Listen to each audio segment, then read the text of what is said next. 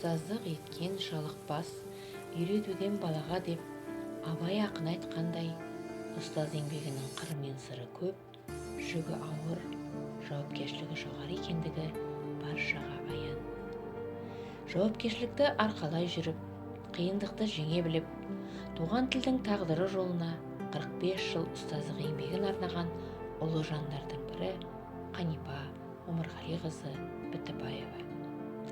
Өз ісіне берілген, жаңалықтан құр қалмайтын, жаңа ғасырдың жаңа үрдісіне сай еңбек етіп, шәкіртінің жанына нұр құйып, өмірде өзі де бақытты болып, өзгені де бақытқа жеткізсем деп жүретін ұстаздың ақылы бүгінгі күні мен үшін естелік болып қалды.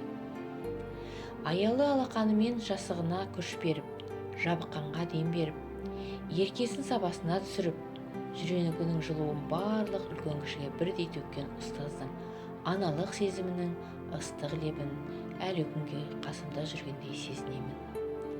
Әр оқушыны жан дүниесінен жазбай танитын Қанипа апай жанындағы біздерді де еш уақытта назарынан тыс қалдырған емес. Көңіл күйімізді жүрген жүрісімізден, тұрған тұрысымыздан, қас қабағымыздан танитын. Аналық мейіріммен ақылын айтып, сырласып, жол сілтейтін. Қандай атақ даңқтың иесі болса да, қарапайым, кішіпейіл, кешірімшіл еді. Білгенін шәкірттеріне, әріптестеріне үйретуші ғана емес, тұла бойы тұнған өнеге, ой өрісі биік, жүрегі жылы, көңілі дархан ұстаздардың ұстазы мәңгілікке санамда. Шәкірті өзінен асып түссе, көңілі толып, өмірін балаға арнаған үшін шаттанып отыратын бейнесі бүгінгідей көз алдымда. Өр тұлғалы ұстаз биыл 75 жасқа толар еді.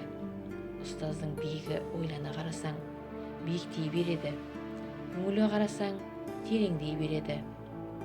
Қол созсаң, қарсы алдыңда, айналсаң артыңда тұрғандай деген Сократтың даналығы көзінің тірісінде қазақ тілінің қыздары деп Абайдың өз атаған біздерге жол сілтеп тұрғандай. Қанипа Омарғалиқызының педагогикалық мұрасын дәріптеп, ісін жалғастыруды әрқайсымыз тікелей міндетіміз деп білеміз. Ұлыларды ұлықтаған ұстаздың аты мәңгілікке жаңғырып, халық санасында сақталу үшін қаламыздың көшелерінің бірінің атауы, оқу ғимаратының атауы берілетін болса, нұр үстіне нұр болар еді. Ұжымы, шәкірттері, әріптестері барда ұстаз мұрасы мәңгілік.